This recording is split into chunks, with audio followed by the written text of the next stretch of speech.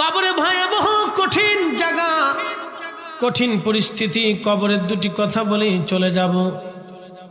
অবশ্যই তো আমরা কবরে চলে যাব একদিন, কবরে যেতেই হবে একদিন। কবর থেকে সারা পাওয়ার আর কোনো রাস্তা আমাদের নাই। বেলাববাসী, আমাদের আগে বহু মানুষ কবরে চলে গেল। মানুষ যখন মারা যায় 24 ঘন্টা পরে পায়খানা রাস্তা দিয়ে তার শরীর থেকে পোকা বের হয়। মানুষ, এই দেহ নিয়ে, স্বাস্থ্য নিয়ে আমাদের কোনো অহংকার নাই রে বাবাজি। মনে রাখবেন, সারা জীবন কত খাবার আমরা খাইছি দেহ তাজা করার জন্য, কিন্তু রুহু তাজা করার জন্য আমরা জিকির করলাম না, দুরুদও পড়লাম না, নামাজও পড়লাম না, রোজাও রাখলাম না, তাহাজ্জুদও পড়লাম না, আল্লাহর ইবাদতও করলাম না। আমরা রুহু তাজা করি নাই, খালি দেহ তাজা করছি, দেহ তাজা করছি, দেহ তাজা করছি। এজন্য অলিরা দেহ মারিয়া রুহু তাজা করত, অলিরা দেহ মেরে রুহু তাজা করত। ঠিক কিনা? আমরা সারা জীবন শুধু দেহ তাজা করছি, ভালো ভালো খাবার খেয়েছি, পুষ্টিকর খাবার খেয়েছি। ডাক্তার বলে পুষ্টিকর খাবার খাবেন, ফল ফ্রুট খাবেন, তাজা তাজা শাকসবজি খাবেন, ছোট ছোট মাছ খাবেন, তেলের জিনিস খাবেন না, বাচ্চা কুচ্চা খাবেন, বাচ্চা কুচ্চা খাবেন। কেন খাবেন? শরীর ভালো থাকবো, তাজা থাকবো। আমরা দেহ তাজা করছি, কিন্তু রুহু তাজা করি নাই। আমাদের দেহ দিয়ে কি আল্লাহর কোনো কাজ আছে? না। আমাদের রুহের সাথে আল্লাহর কথা, আমাদের কথা হচ্ছে আল্লাহর রুহের সাথে। আপনাদের সামনে কথা বলতেছে রুহ, আমি না, আমার এই বডি না, এই রুহ কথা বলতেছে, ভিতরের জন কথা বলতেছে, উনি বলতেছে। উনি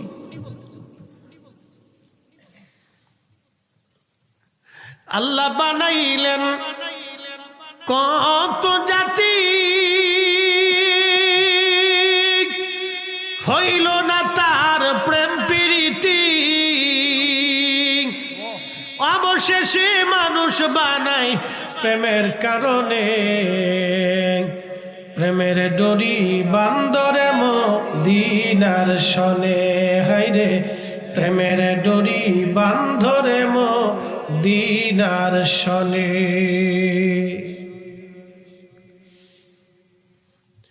হাজরিন বেলাববাসী, কবরের দেশে বড় কঠিন জায়গা। আল্লাহ আল্লাহ আল্লাহ, দেহর ভিতর থেকে পচা দুর্গন্ধ বের হতে থাকবে মাত্র 24 ঘন্টায়। ছেলে বলেন, মেয়ে বলেন, আত্মীয় স্বজন বলেন, কেউ আপন হবে না সেই দিন। সবাই শুধু বলবে তাড়াতাড়ি কবরে পাঠাও, তাড়াতাড়ি কবরে পাঠাও। আপনাকে যে চাদর দিয়ে, বিছানার চাদর দিয়ে ঢেকে রাখা হবে, আপনার সন্তানরা ওই বিছানার চাদর আর কোনোদিন বিছানায় পাতবে না, ভয় পাবে। বাবার মৃতদেহ এই চাদরের মধ্যে ছিল, এটা বিছানায় লাগানো যাবে না, এটা ঘরের এক কোণার ভিতরে রেখে দিবে, না হয় ফেলে দিবে। বাস্তবতা থেকে বুঝে যান, চির সত্য থেকে বলতেছি।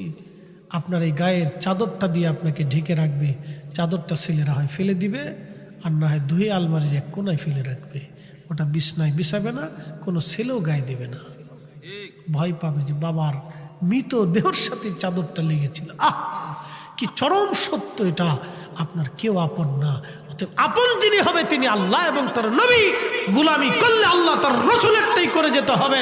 খুশি করলে পৃথিবীর সবকে বেজার করে ওনাদেরকে খুশি করতে হবে। সন্তান বেজার হয়ে যাক, আল্লাহকে খুশি করতে হবে।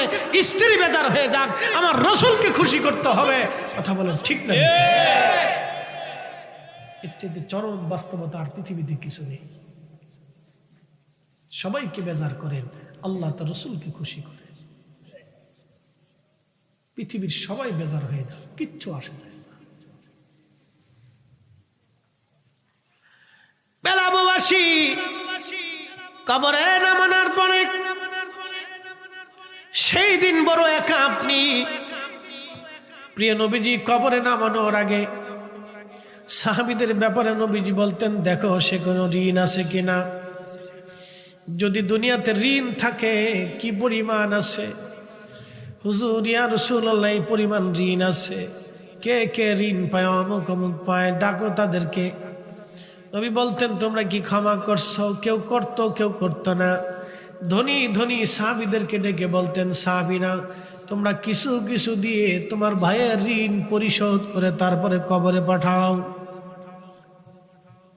যারা দোকানে বাকি খান, অন্যের টাকা মেরে খান, ঘুষের কারবারি করিয়া গরিব মানুষের চোখের পানি ঝরান, বিচার করতে যে চোখ টিপি দিয়ে টাকা নিয়ে অন্যের পক্ষে রায় দিয়ে দেন, তারা ভালো করে শুনে যান, কবর বড় কঠিন জায়গা, এখানে কারো খাতির হবে না বাবা, কারো খাতির হবে না। নবী বলতেন উম্মত রে তার ঋণ মওকুফ করে কবরে পাঠাও, কারণ আল্লাহর তার সাথে আল্লাহর যে লেনদেন আছে, আল্লাহ ইচ্ছা করলে ক্ষমা করবে, কিন্তু বান্দার লেনদেন আল্লাহ মাফ করবে না।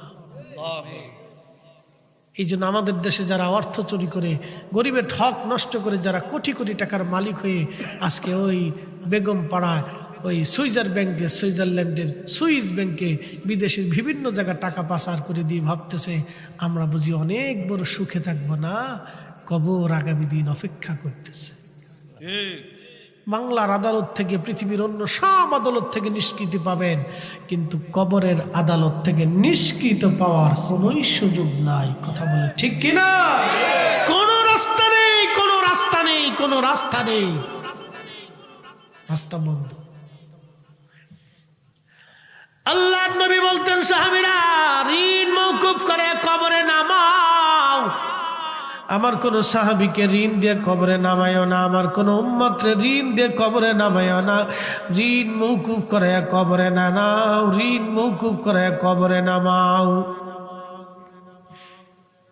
কবরে নামানো হলো 17 দিনের মাথায় পেট ফেটে সমস্ত শরীর থেকে গোশতগুলি বিচ্ছিন্ন হয়ে যাবে হাড় থেকে। 1 মাসের মধ্যে সব গোশতগুলি পচে পচে পচে পচে কবরের ভিতরে মাটির সাথে মিশে যাবে। 1 বছরের মধ্যে সব হাড়গুলি মাটির সাথে মিশে যাবে। আহা, কত বাহাদুরি মুহূর্তের মধ্যে শেষ হয়ে গেল, কত বাহাদুরি মুহূর্তের মধ্যে শেষ হয়ে গেল, কত বাহাদুরি তাকাব্বুরি মুহূর্তের মধ্যে শেষ হয়ে গেল। কবর কবর কবর কবর কবর।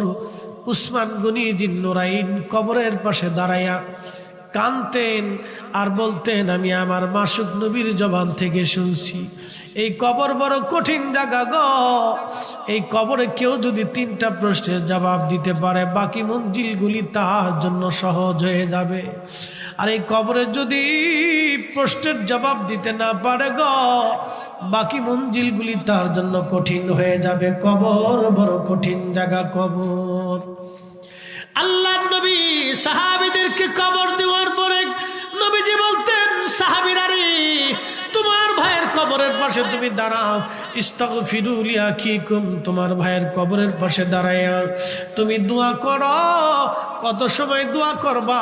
একটা উট কুরবানি করার পরে চামড়া ছেলাইয়া গোশত বানাইয়া, উট চামড়া ছেলাইয়া গোশত বানাইয়া, গোশত বানাইয়া মানুষের মাঝে বন্টন করতে যত সময়ের দরকার, আল্লাহর নবী ডাক দেয়া বলতেন, উম্মত রে, তত সময় পর্যন্ত তোমার ভাইয়ের কবরের পাশে দাঁড়াইয়া ইস্তাগফিরু ইস্তাগফিরু লিআখিকুম, তোমরা তোমার ভাইয়ের জন্য আল্লাহর দরবারে ইস্তেগফার করো।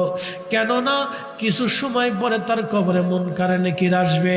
ওই মুনকারে নেকিরের প্রশ্নের জবাব যাতে সহজ হয়, সেই জন্য তুমি তোমার ভাইয়ের কবরের পাশে দাঁড়ায়া দাঁড়ায়া দোয়া করো।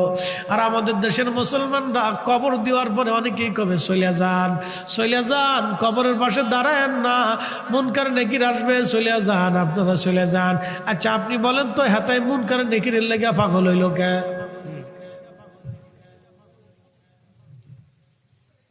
মুনকার নেকির লেগে হেতা পাগল হয়েছে কে? আল্লাহ নবী বললেন, তোমার ভাইয়ের কবরের পাশে দাঁড়াও, মুনকার নেকির আসবে, প্রশ্ন করবে, যাতে সওয়াল জবাব সহজ হয়ে যায়, সেই জন্য দোয়া করো, ইস্তিগফার করতে থাকো। একসাথে বলা যাবে না আল্লাহু আকবার। জিন্দেগি তো যাইরে ফাঁকি দিয়া রে সোনার জিন্দেগি তোর যাই ফাঁকি দিয়া। ও আদম রে,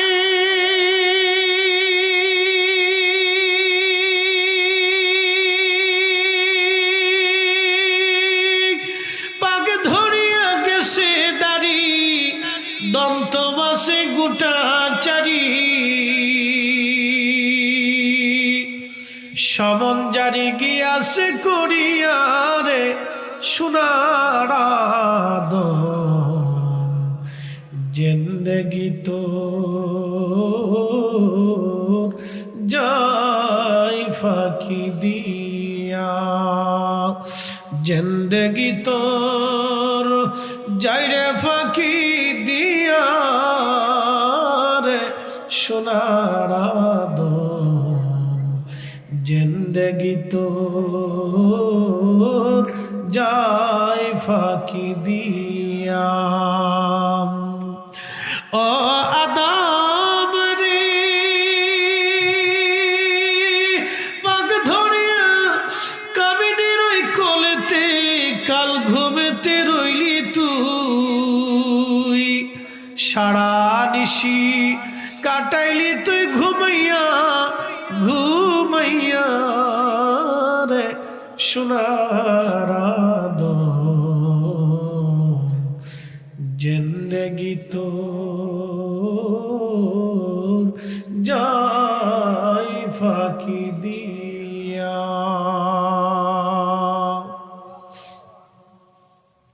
সময় একেবারে শেষ, আর লম্বা কথা বাড়াবো না।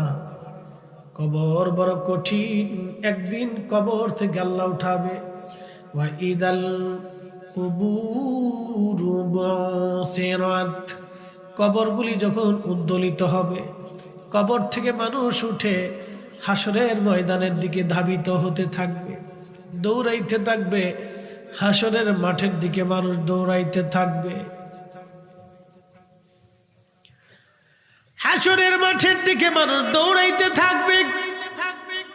সেই দিন কত বড় হবে, সূর্যটা মাথা বরাবর আসবে 1.5 থেকে 2 কিলোমিটার মাত্র উপরে। বর্তমান যে সূর্য আপনি আকাশে দেখেন, এই সূর্যের উত্তাপ হলো 200 কোটি ডিগ্রি সেলসিয়াস। 200 কোটি ডিগ্রি সেলসিয়াস, মাত্র 13,000 ডিগ্রি সেলসিয়াস তাপমাত্রা। একটা লোহা গলে পানির মতো নরম হয়, একটা লোহা গলে পানির মতো নরম হয় 12 থেকে 13,000 ডিগ্রি সেলসিয়াস তাপমাত্রায়। সূর্যের উত্তাপ 200 কোটি ডিগ্রি সেলসিয়াস। পৃথিবীর 13 লক্ষ পৃথিবী এক জায়গা করলে যত বড় হবে, একটা সূর্য হবে তত বড়। এই সূর্যের ভিতরে প্রত্যেক দিন ঘন্টায় 1 লক্ষ কিলোমিটার বেগে আগুনের ঝড় হতে থাকে। সূর্যের জ্বালানি আল্লাহর ফেরেশতারা দিতে থাকে, জ্বলতে থাকে। কোটি কোটি বছর ধরে সূর্যটাকে আল্লাহ জ্বালায় রাখলেন পৃথিবীতে আলো দেওয়ার জন্যে। যদি একটা 6 মাসের জন্য পৃথিবীতে আলো আল্লাহ বন্ধ করে দেন, পৃথিবীর এমন কোনো শক্তি নাই সূর্যটাকে আবার উঠাইয়া দিবে। আমার মালিক, আমার রব ওই সূর্যটাকে উঠাইয়া দেন, আবার ডুবাইয়া দেন, আমাদেরকে আলো দেন, আবার অন্ধকার দেন। রাত দিয়ে পৃথিবীটাকে নিরিবিলি বানাইয়া আল্লাহ আপনার একটা ঘুম পাড়ান। এই সারা রাতের ঘুমের মাধ্যমে আপনার ক্লান্তি দূর হয়ে আবার সকালবেলা থেকে কাজের অনুপ্রেরণা আল্লাহ যোগায় দেন। আপনি যদি না ঘুমাইতেন, আল্লাহ আপনার অসুস্থ হয়ে পড়তেন, আপনি ব্রেন অসুস্থ হতো, শরীরের অসুস্থতা বাড়তো, আল্লাহ আপনার ঘুম পাড়াইয়া দেন। ঘুম নামক নিয়ামত আল্লাহ দিয়েছেন। এই সূর্যটাকে ডুবাই দিয়ে আল্লাহ আপনার ঘুমের জগতে নিয়ে গেলেন, আরাম দিয়ে দিলেন। ও বেলাবর মুসলমান, খুব মনোযোগ দিয়ে কথাগুলি শুনবেন। এই সূর্যটা 200 কোটি ডিগ্রি সেলসিয়াস তাপমাত্রা। আর শামসু ওয়াল কমারু বিহুসবান, আল্লাহ বলেন এই সূর্য এবং চাঁদ আমি আল্লাহর নির্দিষ্ট কক্ষপথে চলতে থাকে। চাঁদ সূর্যের কক্ষপথে যায় না, সূর্য চাঁদের কক্ষপথে আসে না। যার যার ঠিকানায়, যার যার পথে নির্দিষ্ট স্থানে সেই চলতে থাকে। আসতে হয়ে গেল না, জোরে বলবেন। যার যার পথে সেই চলতে থাকে। কেউ কারো পথে যায় না। সূর্য আল্লাহর আইন মেনে চলে। আল্লাহ যতটুকুন আলো দিতে বলে আলো ততটুকুনি হয়। সূর্য যখন বেশি পরিমাণে উত্তপ্ত হয়, আমার আল্লাহ পাকের রহমতের ফেরেশতারা সূর্যের উপরে বরফ নিক্ষেপ করে করে সূর্যটাকে আমার আল্লাহ ঠান্ডা ঠান্ডা বানিয়ে দেয়। একবার জোরে বলা যাবে কি আল্লাহু আকবার। এ মুসলমান, খুব মনোযোগ দিয়ে কথাগুলি শুনবেন। এই সূর্যটা হাসরের ময়দানে মাথার উপরে থাকবে। মানুষের শরীর পুড়ে যাবে না, ঝলসে যাবে না, ধ্বংস হয়ে যাবে না। আল্লাহ হাসরের ময়দানে মানুষের শরীরের চামড়া ওইভাবেই বানাবে, কিন্তু প্রচন্ড উত্তাপে গরমে ঘাম বেড়ায় বেড়ায় বেড়ায় বেড়ায় একবারে কারো বুক পর্যন্ত, কারো থুতনি পর্যন্ত একবারে ঘামে ডুবে যাবে। এত পরিমাণে উত্তপ্ত গরম, মানুষের তৃষ্ণায় জিহ্বা বের হয়ে কুকুরের জিহ্বার মতো ঝুলতে থাকবে। হাউজে কাউসারের পানি ছাড়া আর কোনো পানি সেই দিন থাকবে না। ইন্না আ'তাইনাকাল কাউসার, নবী গো, আমি আল্লাহ আপনাকে হাউজে কাউসারের মালিকানা বানাই দিলাম। উম্মতকে জানাই দেন, ফাসাল্লি রাব্বিকা ওয়ানহার। হাউজে কাউসার যদি পাইতে হয় উম্মতকে বলেন নামাজে দাঁড়াইতে হবে। উম্মতকে বলেন রাহিলিল্লাহ, আল্লাহর জন্য কুরবানি করতে হবে। একবার জোরে বলা যাবে কি ইয়া রাসূলুল্লাহ। বুঝতে কি অসুবিধা হয় না? কি পড়া লাগবে? নামাজ। জোরে বলেন কি পড়া লাগবে? ওই দিন হাউজে কাউসারের পানি পাইতে হলে কি করতে হবে? নামাজে দাঁড়াইতে হবে। নামাজে নামাজে নামাজে দাঁড়াইতে হবে। আল্লাহ নবী ডাক দিয়ে বলেন, সাহাবীরা রে, হাউজে কাউসারের পানি মধুর চাইতে মিষ্টি হবে, দুধের চাইতে সাদা হবে, বরফের চাইতে ঠান্ডা হবে। আমি একদিন খুব চিন্তা করলাম, আল্লাহ বরফের চাইতে নবী ঠান্ডা বললেন কেন? আল্লাহ ওই দিন ঠান্ডা পানি খাওয়ানোর কি দরকার? এবছর হজে যায় বুঝছি ঠান্ডা পানি কেন দরকার। হজে যায় বুঝছি, বলে কারণ কি? প্রচন্ড গরম। আল্লাহু আকবার। বিশ্বাস করে আমরা আগের দিন সন্ধ্যাবেলা রওনা দিছি আরাফা থেকে মুজদালিফায়। মুজদালিফায় হেঁটে হেঁটে হেঁটে হেঁটে আসতেছি, হেঁটে আসতেছি, তখন রাত। বাপরে বাপ, সেই রাতেও একটার পর একটা পানি। আচ্ছা, মুজদালিফায় আসলাম, রাত্রি কিছু সময় যাপন করলাম এখানে। এশা এবং মাগরিব একসাথে আদায় করলাম। মুজদালিফায় ফজরের নামাজ পড়ে আবার রওনা করলাম। হেঁটে হেঁটে হেঁটে হেঁটে হেঁটে হেঁটে হেঁটে হেঁটে মিনার পাশ দিয়ে জমারাতে আসলাম, শয়তানরে পাথর মারার লেগে। একসাথে বলবেন আল্লাহু আকবার। কারে পাথর মারবো? শয়তানরে। সবাই খুব জলুস নিয়ে হাইটে আসতে, পার চলে না, পার চলে না। একটার পর একটা পানি, একটার পর একটা পানি। এরপরে সূর্য উঠতে লাগলো। আরবের সূর্য তো বুঝতেই পারতেছে, যত উড়ে তত তাপ, যত উড়ে তত তাপ। শয়তানরে পাথর টাথর মাইরে যখন আসলাম, তখন তার কোনো গাড়ি নেই, হাইটে আসতে হবে হেরেবে। আবার হাঁটা শুরু করলাম। বাপরে বাপ, যত উড়ে তত তাপ, যত উড়ে তত তাপ। হাঁটতে হাঁটতে হাঁটতে হাঁটতে হাঁটতে হাঁটতে হেরেমে আসলাম। একটার পর একটা পানি, একটার পর একটা পানি। তখন বুঝছি যে ঠান্ডা পানি কেন দরকার। আল্লাহ কেন হাউজে কাউসারের পানিটাকে ঠান্ডার কথা বলেন নবীজি, যে বরফের চেয়ে তো বেশি ঠান্ডা হবে সেই পানি। কেন? হাসরের ময়দানে মানুষের কলিজা শুকিয়ে যাবে, তখন এই বরফের মতো ঠান্ডা পানি খাওয়ার সাথে নবী বলেন আমি এক পেয়ালা হাউজে কাউসারের পানি পান করাই দিব, জান্নাতে যাওয়ার আগ পর্যন্ত পানি তৃষ্ণাই আসবে না। সুবহানাল্লাহ।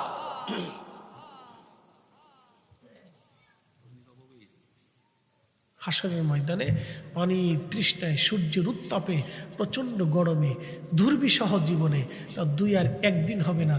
সেই দিনের দিনটা কত বড় হবে তাও আল্লাহ কোরআনে বলে দিলেন। তারুজুল মালাইকাতু ওয়ার রূহু ইলাইহি ফি ইয়াউমিন কানা মিকদারুহু 50,000 সানা। আল্লাহু আকবার।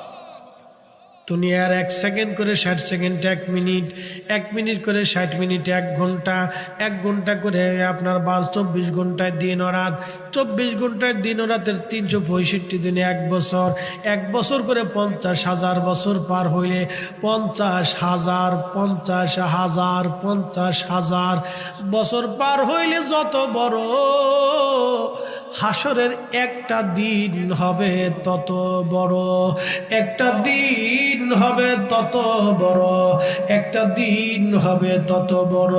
উপায় নাই রে, উপায় নাই রে, উপায় নাই, উপায় নাই রে, উপায় নাই রে, উপায় নাই। দয়াল নবীর চরণ ভিনে উপায় নাই, দয়াল নবীর কদম ভিনে উপায় নাই। কথা বলেন ঠিক কিনা? সেই দিন বড় কঠিন, নবীজির চরণ মোবারক ছাড়া আর উপায় হবে না। আল্লাহর নবী বলে দিলেন, উম্মত কিয়ামতের ময়দানে তোমরা কি আমার কাছাকাছি কি তোমরা থাকবা? সাহাবীরা বলেন, বালা ইয়া রাসূলুল্লাহ, আমরা কিয়ামতে আপনার কাছাকাছি থাকতে চাই। নবী বললেন, যদি কাছাকাছি থাকতে চাও তাহলে বেশি পরিমাণে আমার জন্য দুরূদ পাঠাও, দুরূদ পাঠাও, দুরূদ পাঠাও, দুরূদ পাঠাও। একসাথে বলেন আল্লাহু আকবার। কি পাঠাও? কি পাঠাও? তাহলে ঘরে ঘরে মিলাদ শরীফের ইন্তজাম করার দরকার। কথা ঠিক কিনা? ঘরে ঘরে নবীর মিলাদের দরকার, কারণ ঘরে ঘরে মিলাদ চালু থাকলে নবীর দুরূদ চালু থাকবে। কথা বলেন না, ঠিক কিনা? নবীর দুরূদ সালাম চালু রাখতে হলে ঘরে ঘরে মিলাদ চালু রাখতে হবে। যারা বেদাত বেদাত করে চিৎকার করে ও চিৎকার পরে পরে গলা শুকাই ফেলা সাথে আমরা দেখার টাইম নেই। আমরা সুন্নিরা যতদিন বেঁচে থাকবো নবীর দুরূদ সালামকে জমিনে চালু রাখার জন্য ঘরে ঘরে নবীর মিলাদ দিব। কথা বলেন ঠিক না বেটে? এই হাত উঁচু করে বলেন, রাজি আছি না নাই? আল্লাহু আকবার, নারায়ে রিসালাত, ইয়া রাসূলুল্লাহ, আহলে সুন্নাত ওয়াল জামাত জিন্দাবাদ, জিন্দাবাদ, হযরত মাওলানা ফরিদি সাহেব জিন্দাবাদ, জিন্দাবাদ। এসেছেন যত নবী সকলের ইমাম, সালাম নবী তোমায় হাজারো সালাম, ইয়া নবী সালাম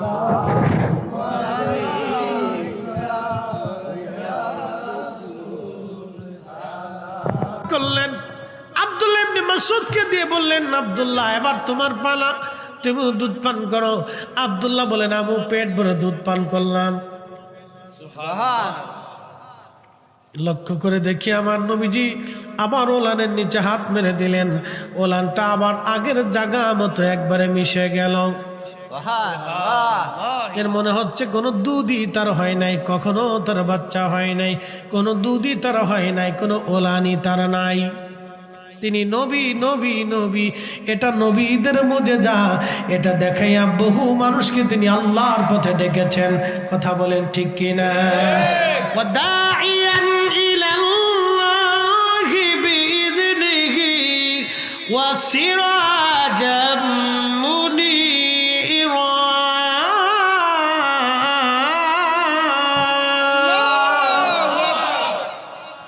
আল্লাহকে যে পাইতে চাই, হযরতকে ভালোবেসে, আরশ কুরসি লৌহ কলম না চাহিতে পেশেষে। সূরার নাম কি? ইখলাস। সূরার নাম কি? ইখলাস। কয়বার পড়লে এক খতম? 3 বার। জোরে বলেন, জোরে বলেন, কয়বার? 3 বার সূরা ইখলাস বললে এক খতম। এখানে আমরা 1000 মানুষ, মনে আছেন আপনাদের ওয়াজ? আবার জায়গা মতো চলে গেছি। আমরা এখানে 1000 মানুষ।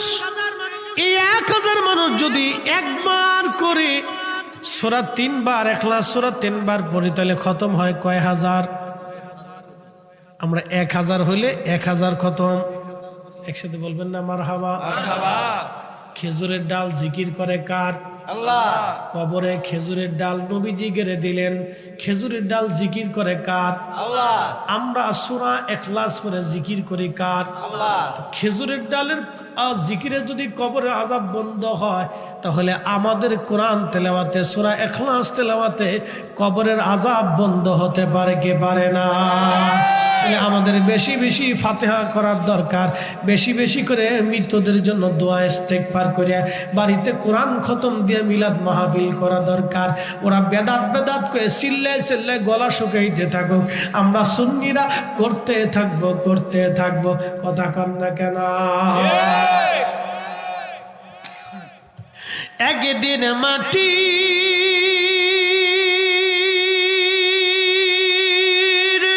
ভিতরে হবে ঘর রে, মন আমার কেন বান্ধু দালান ঘর, মন আমার কেন বান্ধু দালান ঘর।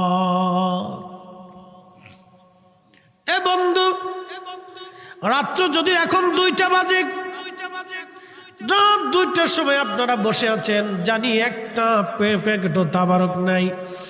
সবাই খালি সারা বছর বলছে সুন্নিরা তাবারক ছাড়া মাহফিলে থাকে না। আপনি আমার একটু দেখাবেন তো বাংলাদেশের কোন হুজুরের মাহফিলে তাহিরি সাহেব ছাড়া রাত 2টা পর্যন্ত মানুষ বসে থাকে? খুব কম পাওয়া যাবে না? খুব কম পাওয়া যাবে। তার মানে আপনারা সিন্নির লোভে বসে রয়েছেন না, আপনারা আল্লাহকে ভালোবেসে রসুলকে গোলামের জন্য বসে আছেন। কথা বলেন ঠিক না? ঠিক। আজকে কোনো সিন্নি টিন্নি নাই। তোরা আবার হলে যাস নি, কিন্তু তোরা আসুস নি বাবা, তোরা আসুস নি মোনাজাত পর্যন্ত আসুস নি, কিন্তু সিন্নি টিন্নি কিন্তু নাই, তাবারক নাই, কিন্তু মন খারাপ করিস নি।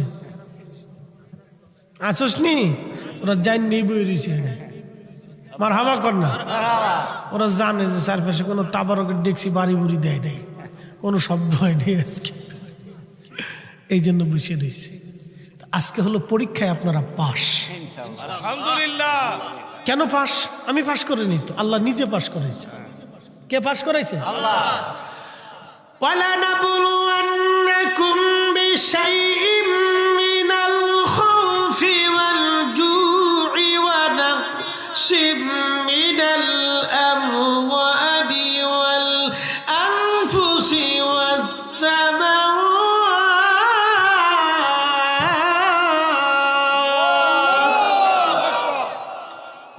রাত 2টার সময় ওয়াজ করতেছি, মনে হচ্ছে বাদেশে ওয়াজ করতেছি। বেলা পর মানুষ শক্ত আছে, বোঝা যায়, মনে হচ্ছে বাদ এশায় ওয়াজ করতেছি। وَلَنَبْلُوَنَّكُمْ بِشَيْءٍ مِّنَ الْخَوْفِ وَالْجُوعِ। আল্লাহ বলেন তোমাদেরকে পরীক্ষা করব, তোমাদেরকে ভয় দেখায় পরীক্ষা করব। অতিবৃষ্টি, অনাবৃষ্টি, ঝড়, সাইক্লোন, জীবনপাত, শস্য শ্যামল নষ্ট করে তোমাদেরকে বিভিন্ন উপায়ে আমি আল্লাহ পরীক্ষা করব। আজকের মাহফিলে যারা বসলো তারা পার, যারা আসলো না তারা ফেল। যদি এখানে 10 ডেকটি পাকানো হতো, গরু একটা মারা হতো, তাহলে এই প্যান্ডেলে এখনো জায়গা হতো না। তার মানে তারা সুবিধাবাদ জিন্দাবাদ চিন্তা করলো, তাবারুক বাবু মাহফিলও শুনবো, কলাও বেচবো, রথও দেখবো। আর আপনারা যারা বসে আছেন তাদের একটাই চিন্তা, কিছু থাক বা না থাক, অন্তত আল্লাহর জান্নাতের বাগানে বসে ওয়াজ শুনে দোয়া করে তারপরেই আসবো। তার মানে আপনাদের চিন্তা ফ্রেশ আল্লাহর জন্যে, তার রসুলের গোলামির জন্যে, অন্য কোনো চিন্তা ভাবনা যেখানে নাই, সব আল্লাহর জন্যে, আল্লাহর জন্যে। আর আল্লাহ আপনাদের জন্য সংবাদ দিয়ে কোরআনে বলে দিলেন, ওয়াবাশশিরিস সাবিরিন। আপনারা পরীক্ষায় পাস, পরীক্ষায় পাস। একবার জোরে বলা যাবে কি মারহাবা। সবরকারীদের জন্য আল্লাহর পক্ষ থেকে সুসংবাদ, কিসের? ক্ষমা এবং জান্নাতের। ক্ষমা এবং জান্নাতের সুসংবাদ। আমরা চলে যাব কার কাছে? একসাথে বলেন, কার কাছে? এখানে 100 বছর বয়সী কেউ বেঁচে আছে? এখন 100 বছর বয়সী কেউ আছে? নাই। এর অর্থ হলো 100 বছর আগে যারা এই অঞ্চলে ছিল আজকে সবাই মাটির নিচে। 100 বছর পরে আমরা এখানে যারা বসে আছি সবাই কোন জায়গা? মাটির নিচে। এটা চিরসত্য, ইউনিভার্সাল ট্রুথ, ইউনিভার্সাল ট্রুথ, চিরন্তন সত্য। এটা ঠিক এটাই হবে, মাটির নিচে। নবীজি বললেন, সাহাবীরা রে, কবরের ভিতরে কঠিন আযাব হচ্ছে 2টা কারণে। একটা চগলখুরি করার জন্য। চগলখুরি বুঝছেন নি? একজনের দোষ আর একজনের কাছে বইলে বইলে ভেজাল বাড়ায়। আছে না এরকম কিছু মানুষ? আহা, অসুস্থ আত্মা। যারা বলেন কি আত্মা? অসুস্থ আত্মা। দেখবেন চার দোকানে বসলে হেতা ভালো না, হেতার মেয়ে এমনে চলে, হেতার বউ এমনে চলে, হেতার মা এমনে চলে, হেতায় নিজে এমনে চলে, হেতায় এটা করে, হেতায় সেতা করে, সব ভালো খালি নিজে। আসেন এরকম কিছু লোক? একবার বিরাট বড় বুজুর্গ আলাইহিস সালাতু ওয়াস সালাম, শয়তানের খালাতো ভাই। কি কথা কন না কেন? শয়তানের খালাতো ভাই। সব দোষ সার মানসিক, সব খালি উনি ভালো। বসে বসে সার দোকানে খালি হেতা ভালো না, হেতার বউ আপনি যায়। আরে বেটা, অন্য বেটার বউর হতে তোমার নজর যায় কেন? কি কথা কন না কেন? এখন হুজুর র‍্যাঙ্ক বাড়ছে মসজিদ পর্যন্ত বর্তমানে। আমি একদিন ওয়াজ করতে গেছি গোপালগঞ্জ। কোন গঞ্জ? গোপালগঞ্জ। ওই শেখ হাসিনার বাড়ি থানা জানো? ভুলে গেছি। টঙ্গিপাড়াত গেছি মাহফিল করার জন্য। বিশ্বাস করেন, আমি ওয়াজ করতেছি বেশ অনেক আগে। আমি কামিল তখন ফারিক হয়েছি। তো এলাকা তো গাইডে সুন্নি বেশি। তা আমরা কিছু পীর ভাইরা মাহফিলের ইন্তজাম করছে, বিরাট আয়োজন। এরকম লোকজন বেড়াই, মহিলা পুরুষ দিয়ে 1000 খানিক লোক হবে। তো পুরুষ মানুষরা বসে বসে ওয়াজ শুনতেছে, আর মহিলারা ভিতরের বাইরে বসে, বাড়িতে বসে বসে ওয়াজ শুনতেছে। প্রজেক্ট তখন কিছু নাই, এত আমদানি সামদানি ক্যামেরা ট্যামেরা কিছু হয়েছে না তখন তো আমি ওয়াজ করি। তো ওয়াজ করতেছি এক ভদ্রলোক, এক আলেম, আল্লাহ মাফ করুক, সে ভাইটা দাঁড়ায় বলল, হুজুর একটা কথা বলি। কি কথা বলেন? তো বলতেছে পর্দা করা কি? তা আমি বললাম, আপনি আলেম জানেন না, পর্দা করা তো ফরজ। ওই যে বাহিরে ভিতরে মহিলারা এসে বাইরে বসে, ওখানে বসে, ঘরের আনাচে কানাচে উঠানে বসে ওয়াজ শুনতেছে, এটা কি পর্দার খেলাপ না? দেখেন কোন জায়গায় হাত দিছে। তার উদ্দেশ্য হলো আমার অপমান করা, উদ্দেশ্য ভালো না। তো ভিতর থেকে আরেকজন মুরব্বী দাঁড়াকে, এই বেটা, মৌলবী বিরাট বড় হয়েছ, তোমার মায়ের দুধ বেচে বেড়াইছে, হে তা কও না? গেছে না ইজ্জত? আরেকজনের দ্বারা খাই বেটা থাম, আমরা এতগুলি পুরুষ এইখানে বসে রয়েছি, আমরা নজর বেডিকার দিকে যায় না, তুমি হুজুর মানুষ, এই বেডিকার দিকে নজর গেল কে? কি কথা কন না কে? হইছে না? আর একটু আরো পার্সেন্ট পেয়ে গেছে। আর আমার আর কথা কর দরকার আছে? আমি চুপচাপ বয়ে রয়েছি। তো কার বউ কেমনে যায়, কার মেয়ে কেমনে যায়, হেতা চার দোকানে বইয়ে বইয়ে ফেসাল পারে, তার মানে তার চোখ ভালো না, হেতে নিজেই খারাপ, শয়তানের খালাতো ভাই। কথা কন না কে? ঠিক কিনা? অসুস্থ। যদি বলেন কি অসুস্থ, সার্টিফিকেট দিয়ে দিলাম অসুস্থ। প্রিয় উপস্থিতি, মনোযোগ দিবেন। চগলখড়ির কারণে কবরের মধ্যে কঠিন আযাব হবে। আর একটা আযাব হবে কবরের মধ্যে পেশাব করার পরে ঢিলা কুলুপ ব্যবহার না করলে। পায়খানা পেশাব করার পরে যারা ঢিলা কুলুপ করে না এবং পর্দা করে না, দেখবেন অনেকে আছে সেন্ডা খুলে সেলা মেশিন স্টার্ট করে দেয়। এই বলাবান, তোরা আসিস না, তোরা কিন্তু এই কোম্পানির 1 নম্বর সদস্য, খালি দাঁড়ায় দাঁড়ায় ঘুরায় মতোস। একজন ঘুমায় পড়ছে রাত 2:30 বাজে, আর কত জায়গায় থাকবে কিন্তু এই দাঁড়ায় মতন না ফাটি হেতারা করে কি সেন্টারে খুলে ঘুরায় ফাল্লা দিয়ে মুতে, কে কদ্দুর মুততে? আরে আসিস না বাবা, তোকে আমি কিন্তু ভালো করে চিনি, তোকার এই দলে আমরাও একসময় ছিলাম, হন তো না বুজুর্গ হয়েছি। এটা হলো ছোটকালের দুষ্টুমি। তা আমি আমার এক নাতি, আল্লাহ ওরে আলেম বানাইছে, হাফেজ হয়েছে, মাওলানা পাস করছে। তা আমার এই চাস্তো ভাইয়ের হলো মেয়ের হলো ছেলে। তা আমার এই ফুফু বলতেছে, তুমি মাদ্রাসায় যাইতেছো, তা তোমার ফুফা আসো ওখানে, তো ওরে নিয়ে যাও। তা আমি মাদ্রাসা দাখিলে পড়ি, তখন ক্লাস 8-এ না 9-এ পড়ি আর কি। তোরে ধরে নিয়ে গেলাম, চলো নাতি, নানা নাতি দুইজনে হাঁটতে হাঁটতে হাঁটতে হাফ প্যান্ট পরে তখন মাদ্রাসা নিয়ে গেছে। আগে তো যে মাটি দিয়ে ঢিলা বানাইতো না, অন্ত কত টিস্যু ফিসু হয়েছে, কত আরাম। আর আগে মাটি মাটি মাটি, বাপরে বাপ, মাটি দিয়ে ঢিলা কুলুক করতাম। তা আমি চিন্তা করলাম যে আমি তো কুলুক করবো, তো নাতির একটু শিখিয়ে দিই। তা আমি একটা কুলুক লইছি, নাতির একটা দিয়ে বললাম, নাতি কুলুক করা লাগবে। তা আচ্ছা করবো না। তা আমি একটা কুলুক নিয়ে এই পেশাব করিয়া একটু হাঁটাহাঁটি করতেছি, তখন দেখি নাতি সেন্ডা খুইলে শ্যালো মেশিন স্টার্ট করছে। তা আমি দেখি দাঁড়ায় দাঁড়ায় সে মারতেছে। তো চিন্তা করলাম, এখন যদি ধমক দিই তো পেশাব বন্ধ হয়ে যাবো, বিপদ না, ও তার দরকার নেই। চিন্তা করলাম ছাড়তেছে, সেই দিক। তো যাই হোক, তো কিছুক্ষণ পরে দেখি নাতি বা মাত্রে এমনি আগায় ধরে রাখছে। তবে কি ব্যাপার, পেশাব করে বলা, তা হাত সামনে কে? মানে আমি একটু ফুসি দিয়ে দেখি যে কুলুকটারে পেশাবের আগে এমনি সামনে ধরে রাখছে। না না করো কি? না না কুলুক করতেছি, কুলুক। না না কুলুক করি, কুলুক। আমি কি আরই ইজ্জত পাইয়ে ফেলাইছি কুলুক করে। কুলুক করা রাসূল কারীমের এত বড় সুন্নাহ, ফরজ না, কিন্তু আপনি যদি না করেন কবরের ভিতরে সবচেয়ে কঠিন আযাব হবে। এই কারণে কুলুক করা যাবে নি? বলেন না, কুলুক করা যাবে? পেশাব করার পরে এই টিস্যু মিশু 2-4টা পকেটে রেখে দিবেন। পেশাব করার পরে কুলুক করবেন, পবিত্র থাকবেন, পাক থাকবেন। আল্লাহ কি? পাক। জোরে বলেন, আল্লাহ কি? পাক। নবী কি? পাক।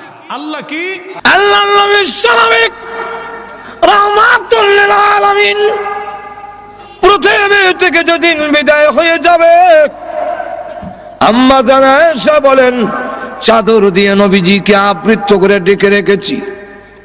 হঠাৎ করে আমি তাকায় দেখি আল্লাহর নবী চাদরের ভিতরে একটা হাত একবার গোটায়, হাতটা আবার লম্বা করেন, পা এভাবে গোটায়, আবার পা লম্বা করেন। যে আমরা খিচুনি যে শুরু হয়, সাকরাত আরম্ভ হবার সময় দেখবেন এমন কিছু টানা আসা শুরু হয়। আমরা ঘুমো ধরে লেছে না এতে। আম্মা জান আয়েশা বলেন, আমি আপনি বিশ্ব নবীর শরীর মোবারক থেকে চাদরটা একটু উঠালাম, কেন এমন শুরু করে দিয়েছেন? নিষ্পাপ নবী, আল্লাহর নবী মাসুম, আল্লাহর নবী বিশ্ব নবী যিনি, উনি হলেন আল্লাহর পরে ওনার সম্মান তাম পৃথিবীর ঊর্ধ্বে কারোর সাথে তুলনা হয় না, এটার মধ্যে কোনো সন্দেহ নাই। কিন্তু লক্ষ্য করে দেখুন, আম্মা জান আয়েশা সিদ্দিকা রাদিয়াল্লাহু আনহা বলেন, পৃথিবীর মানুষেরা রে, আমার ধারণা পাল্টে গেল। আমি যেই মাত্র আল্লাহর নবীর শরীর মোবারক থেকে চাদর সরালাম, এমনি তাকায়া দেখি নবীজির মাথা মোবারক থেকে নিয়ে পা মোবারক পর্যন্ত এমন কোন পশম মোবারক নাই যেখান থেকে আল্লাহর নবীর ঘাম বের হয় নাই। আমার ধারণা পাল্টে গেল। নবীর যদি রহম, তাহলে আল্লাহ যে বলছেন কুল্লু নাফসিন যায়িকাতুল মাউত, এই আয়াত 100% ঠিক। একটু জোরে কোন না। হঠাৎ করে নবীজি ডেকে বলেন, হ্যাঁ ফাতেমা, দরজার দিকে তাকে দেখো গো মা, কে যেন সালাম দেয়, বারবার পারমিশন চায়। হযরত ফাতেমা রাদিয়াল্লাহু আনহা দরজার দিকে তাকালেন, আজরাইল তো দেখা যাওয়ার কথা না। আমি আমার আব্বার কাছে বসে থাকলে তিনি যদি বলেন আমি কি দেখবো নাকি? আজরাইল দেখা যায় না, কিন্তু আল্লাহ রাব্বুল আলামিন বলে দিলেন, হ্যাঁ আজরাইল প্রকাশিত হয়ে যাও আমার ফাতেমার সামনে, আর না হয় আমার নবীর কথাটা মিথ্যা হয়ে যাবে।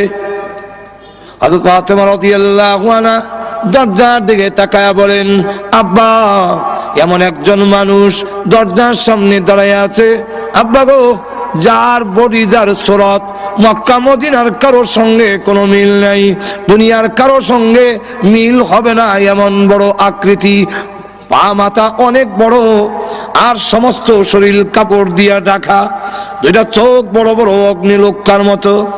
আল্লাহর নবীকে বলেন, ওগো আব্বাজান, এমন আকারের মানুষ আমার জিন্দেগিতে কোনোদিন দেখিনি।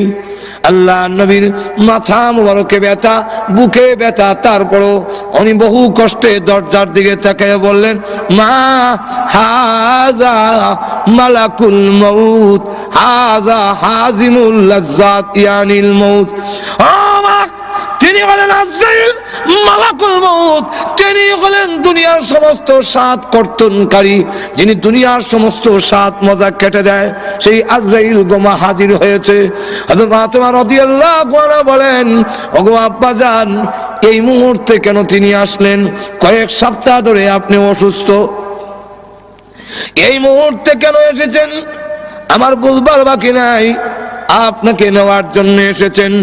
না, পারমিশন দিব না, অনুমতি দেওয়া হবে না আপনার এই ঘরে ঢুকার জন্য। হ্যাঁ আব্বা, আপনি পৃথিবী থেকে বিদায় হয়ে গেলে আমি কোথায় যাব, কার কাছে দুঃখ প্রকাশ করব? হাসান হুসাইন কার কাছে গিয়া প্রবোধ নেবে? না, পারমিশন দিব না। আল্লাহর নবী রেখে বলেন, ও ফাতেমা, দরজা বন্ধ করে রাখতে পারো, কিন্তু জেনে রাখো আজরাইলকে ফিরায় রাখা সম্ভব নয়। মাগো, কারো পারমিশন নেয় না, কারো ঢুকার জন্য আজরাইল অনুমতি নেয় না। এটা আমার সম্মান, এটা আমার মর্যাদা, আমার অনুমতি নিয়ে ঢুকতে চায়। অনুমতি যদি না দাও, সে কিন্তু অনুমতি ছাড়া ঢুকার পারমিশন তাকে আল্লাহ দিয়ে রেখেছেন। সুতরাং পারমিশন দিয়ে দাও, অনুমতি দিয়ে দাও, জানায়া দাও আমি বলেছি করে ঢুকার জন্য। আজরাইলকে যখন অনুমতি দেওয়া হলো, তিনি এসে বলেন, আসসালাতু ওয়াসসালামু আলাইকা ইয়া রাসূলুল্লাহ, আল্লাহ আমাকে পাঠিয়েছেন, আপনি যদি যেতে চান গো আপনাকে নিয়ে যাব, থাকতে যদি চান আল্লাহ হায়াত বাড়ায়া দিবে, কোনটা করবেন? আল্লাহর নবী বলেন, তুমি অপেক্ষা করো, যাব কি যাব না এখন বলবো না, হাত্তা ইয়াতিয়ানি জিবরাইল, জিবরাইল আমার কাছে আসার আগ পর্যন্ত তুমি অপেক্ষা করো। জিবরাইল আসার পরে আল্লাহর নবী রেখে বলেন, জিবরাইল, আজরাইল বলে আমার নাকি যাওয়ার সময় হয়ে গেছে, তোমার মতামত কি? জিবরাইল আলাইহিস সালাতু ওয়াস সালাম তখন কোরআন শরীফের একটি আয়াত তিনি পড়লেন, ইন্নাকা মাইয়িতুন ওয়া ইন্নাহুম মাইয়িতুন। ওগো নবী, আল্লাহ আগেই বলেছেন আপনিও মরণশীল, তারাও আপনার দুশমনরাও। আমার মা বুঝুনি কে জানে, ঠিক আছে, হ্যাঁ না কর না কেন? রাসূলকে বলতেছেন ইন্নাকা মাইয়িতুন ওয়া ইন্নাহুম মাইয়িতুন, আপনিও মরণশীল, আপনার দুশমনরাও মরণশীল। আল্লাহর নবী বুঝে ফেললেন জিবরাইল ইঙ্গিত দিয়েছে চলে যাওয়ার জন্য। নবীজি কান্দেন। জিবরাইল ডেকে বলেন, ইয়া রাসূলুল্লাহ, ইয়া হাবিবাল্লাহ, আপনি আপনার বন্ধুর দরবারে যাবেন, রফিক আলা, পরকালে আপনার নাজ নেয়ামত ইহকালের চাইতে আরো অনেক বেশি। নবীজি সম্মান বেশি হবে, আপনি কান্দেন কেন? নবীজি বলেন, জিবরাইল, আমি আমার জন্য কান্দি না। কার জন্য কাঁদছেন? ফাতেমার জন্য। ফাতেমাকে আল্লাহ আগেই তো আপনার মধ্যে সুসংবাদ দিয়েছেন, জান্নাতের সর্দারনি হবে। নবীজি বলেন, না, আমি ফাতেমার জন্য কান্দি না, হাসান হুসাইনের জন্য কান্দেন। হাসান হুসাইনকে সুসংবাদ দেওয়া হয়েছে, তারা জান্নাতের যুবকদের লিডার হবে। নবীজি বলেন, না, হাসান হুসাইনের জন্য কান্দি না, কান্দি আমার গুনাহগার উম্মতের জন্য। জিবরাইল বলেন, হুজুর, উম্মতের জন্য কান্দার দরকার নাই। ওগো নবীজি, আপনি কেন কান্দেন? আপনার উম্মতের নাম ঠিকানা সহ সবগুলো আপনার রওজাতে পৌঁছাইয়া দেওয়া হবে। নবী যাওয়ার দরকার হয় না, বিশ্ব নবী কোথাও যাওয়ার প্রয়োজন নাই, দুরূদ আর সালাম আনার জন্য নবী যাওয়ার দরকার নাই। কারণ নবী কেন নিবেন, নবী কেন আসবেন? আমার ডাকে নবী আসবেন। যদি আমি দামি হই তাহলে আমার ডাকে আরেকজন আসবে। ঠিক কিনা?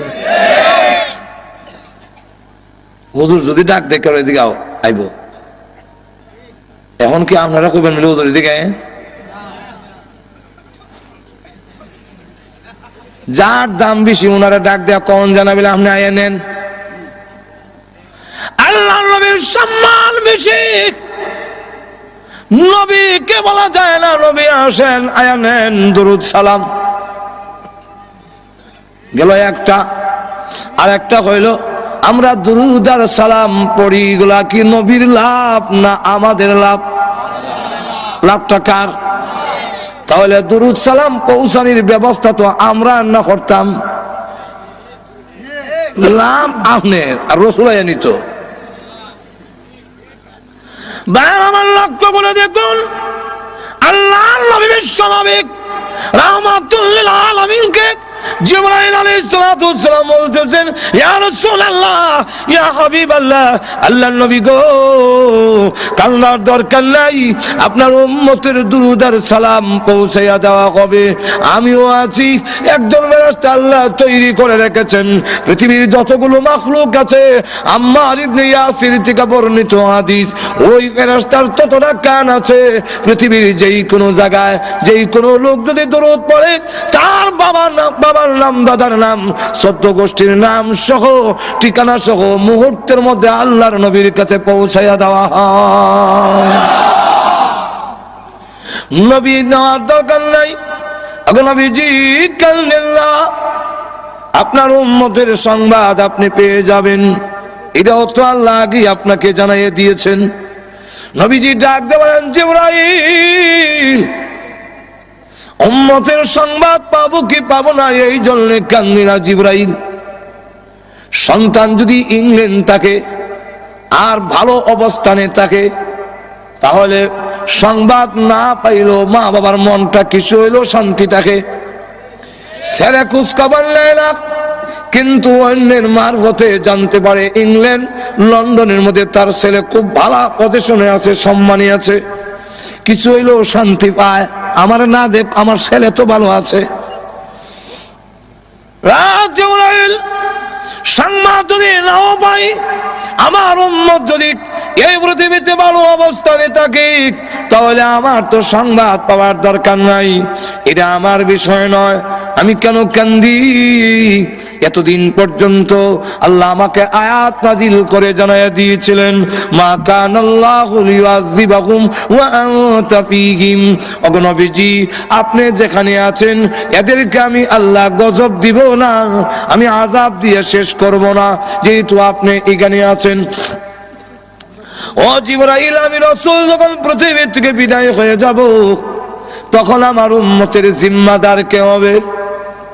তাম পৃথিবীর উম্মতে মুহাম্মদী যদি একসাথে আল্লাহ গজব দিয়ে শেষ করে ফেলে, আমার উম্মতের দায়িত্ব কে নেবে? কে এই দায়িত্ব গ্রহণ করবে? এমনি আল্লাহ ডাক দিয়ে বলেন, ওরে জিবরাইল, আমার বন্ধুকে বলো চোখের পানি মুছে ফেলার জন্য। আর কাঁদতে হবে না, আর কাঁদতে হবে না, এখন থেকে আনা কাফিলুম মিনহুম, আমি স্বয়ং আল্লাহ তার উম্মতের জিম্মাদার হয়ে গেলাম। আল্লাহর নবী বিশ্বনবী রাহমাতুল লিল আলামিন তখন ডাক দিয়া বলেন, ওরে জিবরাইল, আজরাইল, এবার আমার রূহ তুমি বের করো। এমনি জিবরাইল আজরাইল যখন নবীজির সিনা মুবারকে হাত রাখলেন, ফি কবজির রূহিহি, রাসূলের রূহ মুবারক কবজ করবেন। আল্লাহর নবী জিজ্ঞাসা করেন, আজরাইল, তুমি আমার বুকে হাত রেখেছো, মনে হয় যেন উহুদ পাহাড়টা আমার বুকে রেখে দিয়েছো। আজরাইল বলে, আল্লাহর নবী, এত সহজে কারো রূহ বের করি নাই, কোনোদিন করব না। এরপর এরকম আল্লাহ নবী বিশ্ব নবী রাহমাতুল লিল আলামিন একটি পাত্রের মধ্যে হাত ভিজায় মুখের মধ্যে মালিশ করে আর বলে আল্লাহুম্মা বির রাফিকিল আলা আল্লাহুম্মা ইন্নী আউযু বিকা মিন সাকরাতিল মাউত ওয়া গামারাতিল মাউত। মরণ বুঝি এত কষ্ট বুঝি মরণ। সাকরাতের যন্ত্রণা থেকে, মৃত্যু যন্ত্রণা থেকে কেউ রেহাই পাবে না, সকলেই মৃত্যু যন্ত্রণা ভোগ করতে হবে, জানবীর করতে এত কষ্ট হবে। আরে আল্লাহ রাব্বুল আলামিন কোরআনে উল্লেখ করে দিয়েছেন ওয়ান্নাজিআতি গারকা ওয়ান্নাজিআতি গারকা ওয়ান্নাশিতাত দিয়ে কান্দে, প্রভু গো আমি গুনাহগার, তুমি গফফার, আল্লাহ তুমি যদি মাফ না করো, আল্লাহ আমি জাহান্নামের আগুন সহ্য করতে পারবো না। আল্লাহ কিয়ামতের দিন লাঞ্ছনা অপমান সহ্য করতে পারবো না, মেহেরবানি করে আমার জীবনের গুনাহ মাফ করে দাও। এমনি সাইদ জানতে বলে সাইদ মাথা উঠাক, আল্লাহর দরবারে তওবা করো। কোন গুনাহ করে থাকলে আল্লাহ রাব্বুল আলামিনের নাম গফুরুর রহিম, আল্লাহ রাব্বুল আলামিন তোমাকে maaf করে দিতে পারেন। সাহাবা ডাক দিয়ে কয় ভাই সাঈদ আমি বাড়িতে যাব না, আমার এই চেহারা আর দেখাবো না, তুমি যদি আমাকে বাড়িতে নিতে হয় আমার দুইটা হাত গায়ের সঙ্গে বেঁধে অপমানিত গোলামের নায়ে টেনে নিতে পারো, আমি আর মদিনায় যাব না। বাধ্য হইয়া সাঈদ রাদিয়াল্লাহু আনহু সাহাবার দুইটা হাত গায়ের সঙ্গে এইভাবে বাঁধলেন, বেঁধে যখন মরা লাশের মতো, যখন নাকি মরা লাশের মতো টানে, তার মেয়ে খামসানা রাদিয়াল্লাহু আনহা দৌড়ে এসে রশি ধরে টানে আর কয় বুড়া তো হয়েছে, বয়স তো কম হয় নাই, চরিত্র বুঝে এখনো বদলায় নাই। সুবহানাল্লাহ বললেন না? আব্বা চরিত্র এখনো বদলায় না, আরেকজনের স্ত্রীর হাতে তুমি কেমনে ধরলে? যে লোক নাকি আরেকজনের স্ত্রীর হাতে ধরে এই লোককে এইভাবে অপমানিত গোলামের মতো টেনে নিতে হয়। বাড়ির কাছে যাওয়ার পরে ডাক দিল সাঈদ আমাকে বাড়িতে নেওয়ার আগে চলো আবু বকর সিদ্দিকের দরবারে যাব, আবু বকরকে জিজ্ঞাসা করব আমার মতো গুনাহগার যদি তওবা করে আল্লাহ রাব্বুল আলামিন মাফ দিবনি, আল্লাহ আমাকে মাফ দিবেন কিনা। আবু বকর সিদ্দিক রাদিয়াল্লাহু আনহুর কাছে গিয়ে দাঁড়িয়ে বলতে লাগলেন আবু বকর অন্যায় করেছি নফসের ধোঁকায়, শয়তানের ধোঁকায়, আমি যদি তওবা করি আল্লাহ রাব্বুল আলামিন আমাকে মাফ দিবেন কিনা। আবু বকর সিদ্দিক বলেন মাফ দেওয়া না দেওয়া এটা আমার ব্যাপার নয়, আল্লাহ রাব্বুল আলামিনের ব্যাপার, আল্লাহ মাফ দিবেন কিনা আমি জানি না, তুমি আমার বাড়ি থেকে বের হয়ে যাও। রাস্তায় গিয়ে ডাক দিয়ে বলে আরে সাঈদ আবু বকর আমাকে বিদায় করতে পারে, আমি কিন্তু নৈরাশ হই না, আমাকে নিয়ে চলো ওমরের দরবারে, ওমরকে জিজ্ঞাসা করব আমার মতো নাফরমান যদি তওবা করে আল্লাহ রাব্বুল আলামিন মাফ দিবেন কিনা। হযরত ওমর রাদিয়াল্লাহু আনহু আরো গরম, ওনার কাছে গিয়ে যখন বললেন আবু বকর সিদ্দিক, ওমর রাদিয়াল্লাহু আনহু বলেন মাফ দিবেন কি দিবেন না আমি জানি না, তুমি আমার দরবার থেকে বের হয়ে যাও। তখন ওনার রাস্তায় বের হয়ে গিয়ে বলে সাঈদ আমাকে ওমর বিদায় করে দিতে পারে, আমি আল্লাহর রহমত থেকে নারাজ হব না, আমাকে নিয়ে চলো আলীর দরবারে, আলীকে জিজ্ঞাসা করবো আমার মতো গুনাহগারকে মাফ দিবে কিনা। আলী রাদিয়াল্লাহু আনহু শোনার পরে তিনিও বললেন মাফ দেওয়া না দেওয়া আল্লাহর ব্যাপার, আমি জানি না, আপনি আমার বাড়ি থেকে বের হয়ে যান।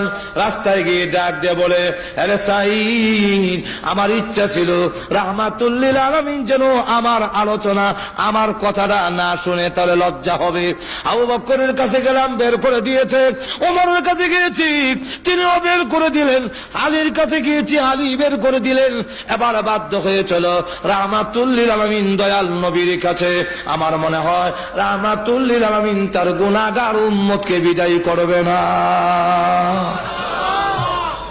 চলো রসুলের দরবারে যাই। রসুলের সামনে দাঁড়াইয়া বলেন ইয়া রাসূলুল্লাহ ইয়া হাবিবাল্লাহ, ওগো আল্লাহর হাবিব আমার মতো গুনাহগার আল্লাহ রাব্বুল আলামিন মাফ দিবেন কিনা, মাফের কোনো ব্যবস্থা আছে কিনা। রাসূলুল্লাহ বলেন সাহাবা মাফ দেওয়া না দেওয়া আল্লাহর কাজ, আমি জানি না তোকে মাপ দিবেন কিনা, কিন্তু আমার রাগ হলো বিশ্বাসঘাতকতা কেন করলে? ওই সাহাবীর স্ত্রীর সঙ্গে বিশ্বাসঘাতকতা কেন করেছো? তোমার মতো সাহাবী আমার বাড়ি থেকে বের হয়ে যাও। রাস্তায় গিয়ে ডাক দিয়ে বলে, সাঈদ, আমি এতক্ষণ পর্যন্ত ভাবছিলাম আমার মনে হয় মাপের ব্যবস্থা হবে। আল্লাহর রাসূল যখন আমাকে বের করে দিলেন, তাহলে মনে হয় আকাশের নিচে জমিনের উপরে আমার চাইতে বড় নাফরমান আর কেউ নাই। আমাকে বের করে দিয়েছেন রাহমাতুল লিল আলামিন। তাই রশ্মিটা ছেড়ে দে, আমি আর মদিনার লোককে আমার চেহারা দেখাবো না। সাঈদ তখন রশ্মি ছেড়ে দিল। তার মেয়ে রশ্মি ছেড়ে দিয়া ডাক দিয়া বলে, হে আব্বা, ঘুরে ঘুরে দেখেছে আবু বকর তোমার প্রতি নারাজ, ওমর তোমার প্রতি নারাজ, আলী তোমার প্রতি নারাজ, এমনকি রাহমাতুল লিল আলামিন পর্যন্ত তোমার প্রতি নারাজ। আমি আল্লাহর কসম খেলে বলি, যতক্ষণ পর্যন্ত আল্লাহর নবী এবং সাহাবা